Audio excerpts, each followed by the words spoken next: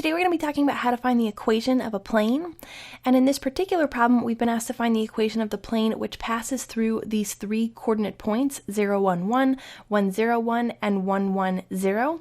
So we've been given three coordinate points. We know that each of these points lies in the plane. We just need to find the equation of that plane. I've gone ahead and written the equation of the plane, the formula for the equation of the plane here. And even though we're going to be using vectors to find the equation of this plane, this formula should look fairly familiar to us. So we have typically here this x minus x sub 1, y minus y sub 1, and z minus z sub 1. And if you remember from using the equation of a plane before we got into vector calculus, we're going to take one point on the plane and plug in that point for the values x sub 1, y sub 1, and z sub 1. We're going to leave x, y, and z in the equation of the plane. A, B, and C we used to call the slopes in the x direction, y direction, and z direction respectively. Now, since we're doing this in vector calculus, we're just going to treat A, B, and C as direction numbers. The most convenient way to find these direction numbers is going to be to find the normal vector to the plane, because the normal vector is comprised of these three components here, which we're going to substitute in for A, B, and C. So how do we find the normal vector? Well, first we need to find two vectors that define the plane, and then we can take their cross product, and the cross product will give us the normal vector. When we have the normal vector, we can just take the three components from the normal vector and plug them in for A, B, and C. So here's what that looks like. Let's pretend we have these three coordinate points. Let's go ahead and call them P, Q, and R. We'll just label them. It's arbitrary here. It doesn't matter which letters we use, but we just want to label them as points. If we find the vector PQ and the vector PR, that'll give us two vectors which will define the plane. So let's say PQ, the vector PQ.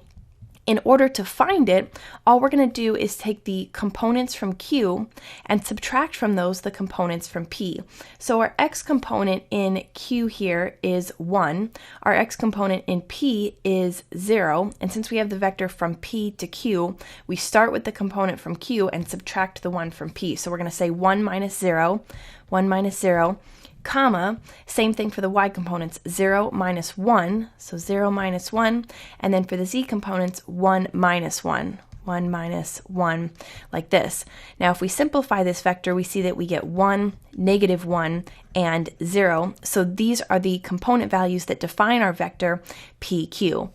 Now we need a second vector. We'll do PR, so if we say PR, the vector PR, is going to be equal to, same thing here, since we're starting from P and going to R, we start with our component values in R and subtract the component values from P.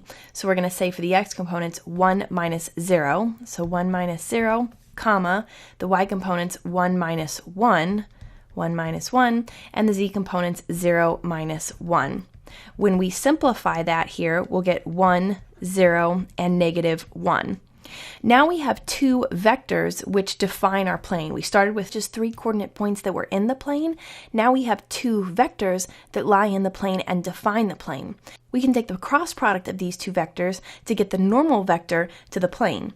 So the cross product, here's what that's going to look like. The cross product of the vector PQ and PR, the vector PR, is going to be equal to, and here's where we make our 3 by 3 matrix. In our first row, we have I, J, and K. In our second row, we'll have the vector PQ, which is going to be 1, negative 1, and 0.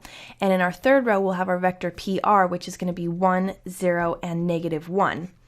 Now we just need to break this into its discriminant values. Remember, we start with I in the upper left here, and we multiply that by the 2 by 2 matrix that is outside of the row and column in which I is located. So we take everything outside of I's row and I's column, which is this block here, negative 1, 0, 0, negative 1.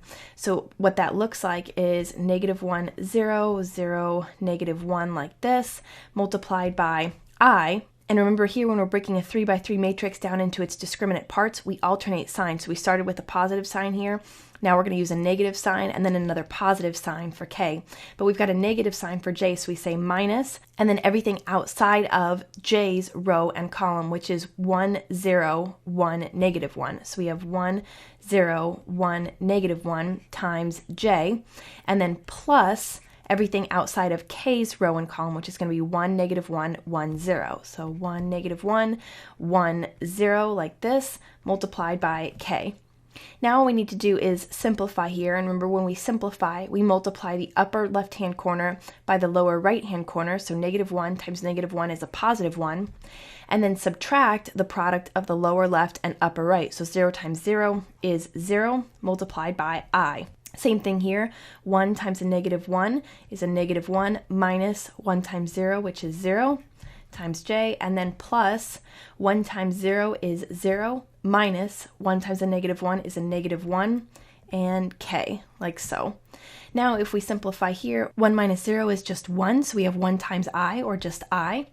-1 minus 0 is -1, so we have minus a -1, which is +1, plus 1j, or just plus j. And then 0 minus a -1 is 0 plus 1, or just that +1, so plus 1k, or just plus k.